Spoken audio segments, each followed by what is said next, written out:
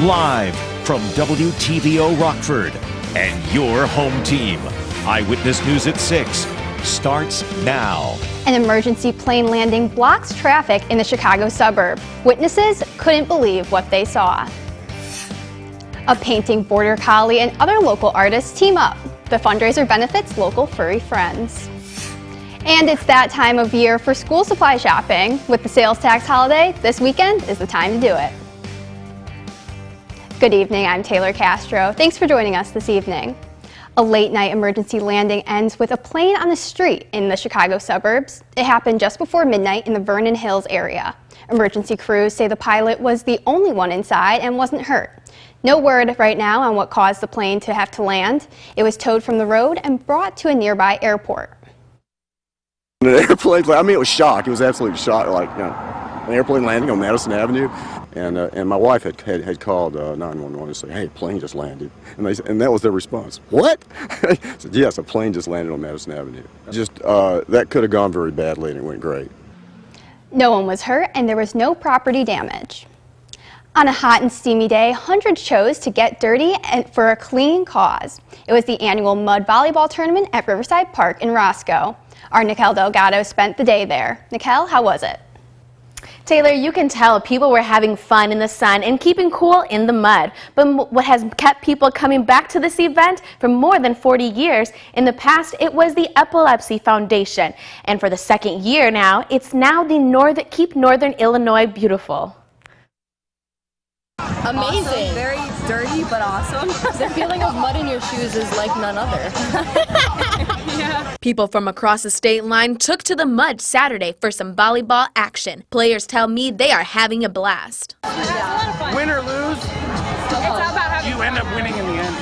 Yeah, exactly. It's so fun. Proceeds from the action goes to Keep Northern Illinois Beautiful. Executive Director Pamela Osborne says 176 teams took part this year and 60 volunteers helped keep things organized. Pamela tells me every year feels like a big family gathering. Some of these people have been playing for 40 years, some of them 20 years, you know, so they look forward to this every year. Players say they have noticed some changes KNIB has been making, like the clear stream recycling and trash displays. Pamela says their goal is to educate people on taking care of the environment. And of course, it's a fundraiser for us, so it helps us to continue our mission to help educate people on the environment and recycling and reusing. Many say they look forward to this event every year, and they love getting dirty for a clean cause. Summer's coming to an end. This is the banger. It's a good summer to end activity. You know, all the gas stations, everything, they're out of ice, they're out of Gatorade, they're out of liquor.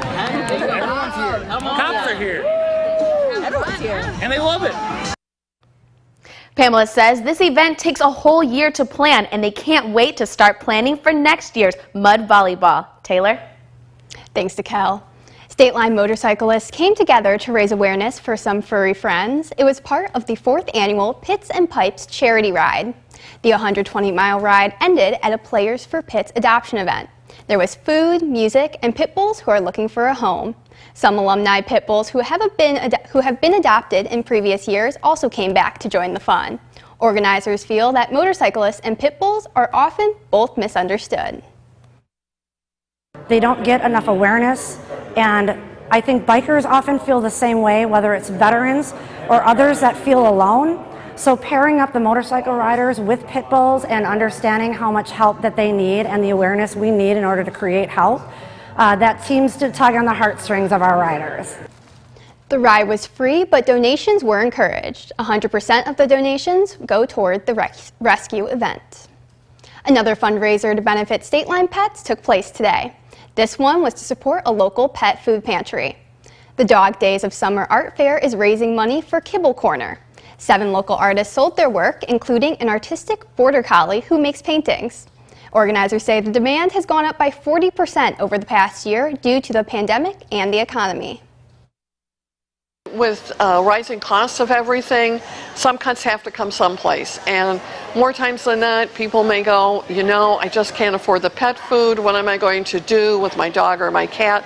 And this allows them to keep the animal that they've had for years and that they love in their home. Kibble Corner also accepts donations of dog and cat food. Illinois families are spending a little less to get their kids ready for school this year.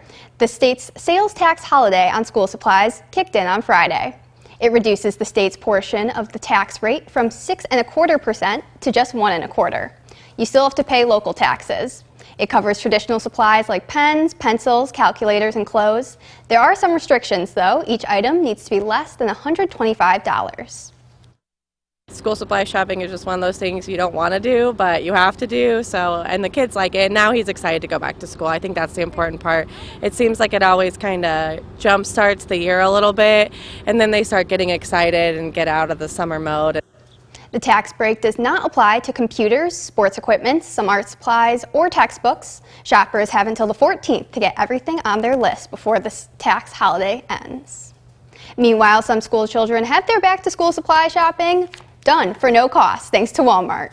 3 locations down in Springfield came together to fund school supply shopping sprees for 30 students. They also donated money to 4 local elementary schools, and one principal plans to use the money to buy supplies for art and music classrooms.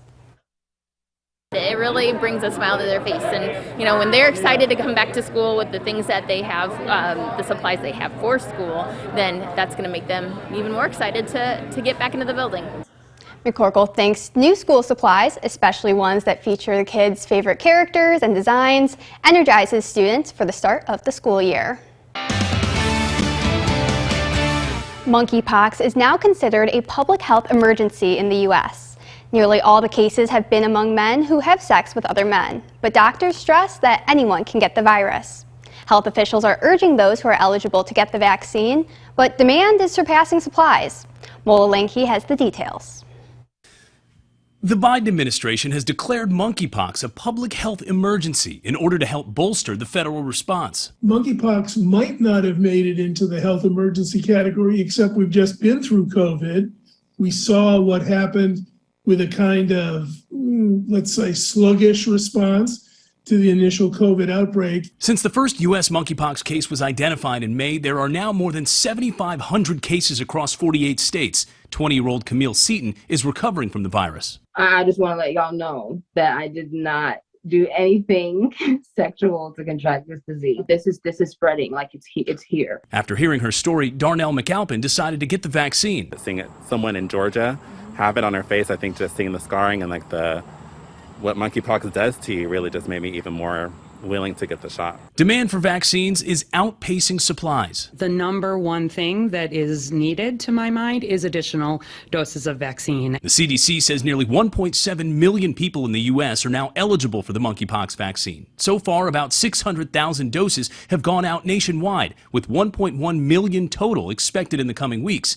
The FDA is looking at a new approach that could potentially lead to a 5-fold increase in the U.S. supply of the vaccine by giving it in smaller, shallower injections under the skin, allowing up to 5 doses per vial. This is pretty common in medicine. We learn new things about vaccines, about treatments, about dosing, and that's what the FDA is looking at right now. The White House has said all options are on the table, including the Defense Production Act, if the administration determines it would help with the vaccine supply. Mola Lengi, ABC News, New York. President Biden is out of the COVID woods, but still in isolation. The White House physician issued a statement today saying he tested negative for the virus. This was his second bout with the disease. Doctors believe it was a rare rebound case after taking the antiviral drug Paxlovid. The president says he'll continue to work in isolation out of a sense of caution until he gets a second negative result. His schedule next week includes a visit Monday to Kentucky to view flood damage and signing the PACT Act with veterans on Wednesday.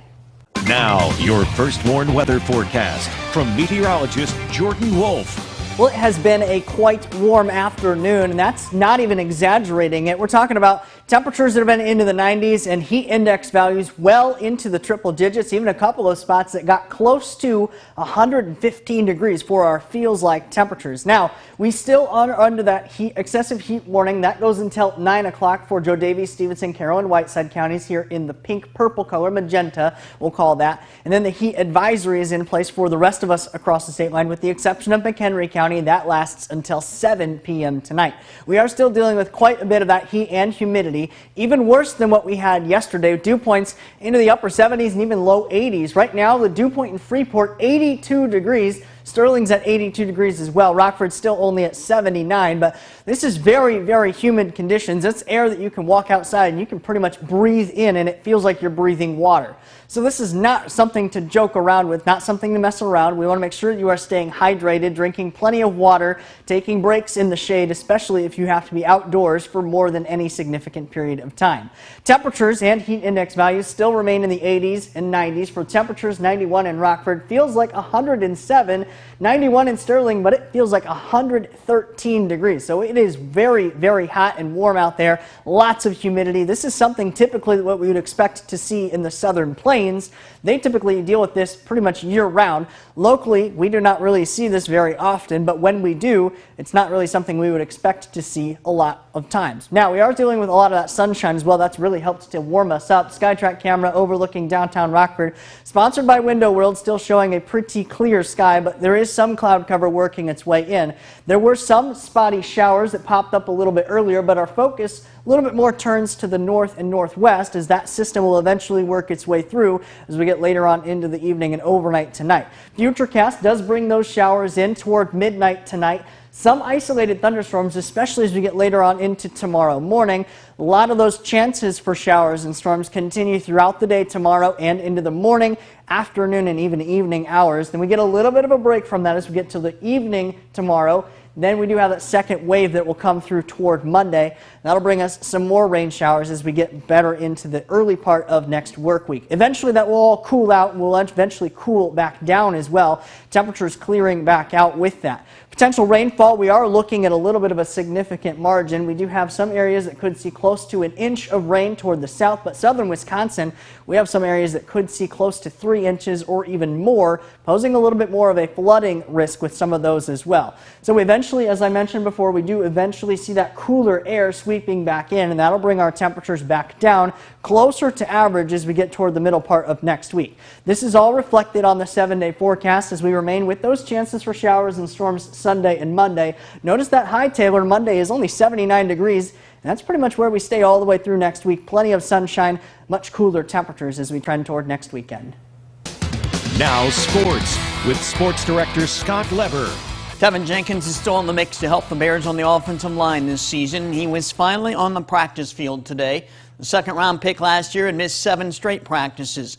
The injury that kept him out is still a mystery. He won't say what he's been dealing with. Neither will Matt Eberflus. Jenkins says he expects to be 100% in a few days, and he shut down speculation that he and the coaches aren't getting along. I love the coaches. We have no animosity towards each other. Just one thing, mainly I was clashing with coaches. That was totally not true. 3 receivers are banged up. N'Keal Harry was helped off the field with a left ankle or foot injury. Bryson Pringle sat out with a quad injury, and Bayless Jones Jr. also sat out. Several Packers made a good impression last night during family night at Lambeau Field. Among them, first-round pick Quay Walker, receivers Romeo Dobbs and Sammy Watkins, and Jordan Love made several good throws when he was on the field. Having all the fans out there kind of gives you the atmosphere of a real game.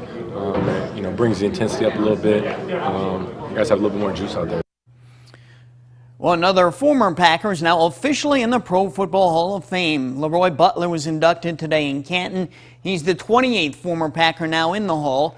He had to wait 16 years since retiring for this moment.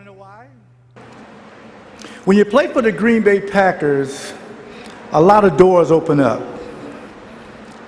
When you win a Super Bowl, all doors open up. But when you make the Hall of Fame, football heaven opens up. Well, football action is going to be happening tonight at the BMO in downtown Rockford. Women's X-League action between the Chicago Blitz and the Seattle Thunder. And former Rockford Lutheran and NIU basketball star Stephanie Raymond Young is one of the key players for the Blitz. She's their starting quarterback. I always kind of compare myself to Lamar Jackson. Loves to run the ball, but will take the opportunity to throw when it's there. I'll show you how Stephanie and the Blitz did tonight at 10 o'clock. Well, another day, another big hit by Wilson Contreras for the Cubs. This 5th-inning single against the Marlins drove in Christopher Morel for a 2-0 lead. P.J. Higgins shows some pop in the 6th inning, a shot that just stays fair for a solo home run. That made it 4-0, and for the second straight day, the Cubs got great starting pitching from Drew Smiley, and a great catch there by Ian Happ Cubs won 4-0. In Texas, the Sox and Rangers are just underway. Michael Kopech is the Sox starting pitcher. The Sox are still 2 games behind the Twins. Well, if you're a golfer, there's another course in the area you can play on now. Links Golf Course opened up today at Westlake Village. That's the name of the former Westlake Village Golf Course near Pecatonica that closed down 4 years ago. Brothers Steve and Scott Leathers have taken it over and made lots of improvements both to the course and the clubhouse. And they'll continue to make more over the next 4 years. They've started things off this weekend by holding a 2-day tournament called the Links Golf Invitational. I'm a big advocate golfer, right, and I have a lot of friends that live in Westlake Village, and when I found out it was closed since 2018, I heard a lot of things that did or did not go right, that didn't make things as successful as it was. So we took the opportunity to say, okay, let's bring it back. The best thing for us is that we can give 2 high schools a home course again, and then give the 529 home residents out here in the village a place to have golf also, instead of a farm hayfield as it was last year. It's good to see that place up and running again. That's sports. We'll be right back. Jordan's back with one last look at our final forecast, and personally, I'm liking how this week looks. After today, it does look a lot better. We are dealing with a little bit of heat today, and so heat advisories that are still out in place for many areas until 7 o'clock for the heat advisory for many areas to the east. To the west, an excessive heat warning lasts until 9 p.m. So still, if you're planning to be out later this evening, make sure you're drinking lots of water. Some isolated showers showing up on the First Warn interactive radar from Rockford Auto Glass and more, but our focus turns more towards the system that's eventually going to work its way back through as we get later on here into the evening. Overnight tonight, that hangs around with us Sunday and Monday. Luckily, though, the good news is that cools us off quite a bit as we get into the early part of next week. Our temperatures trending downward after today. We're at 92, tomorrow 86, and then we eventually get much cooler down toward the back half of the week. All right, thanks, Jordan, and thank you for joining us. We'll see you at 10.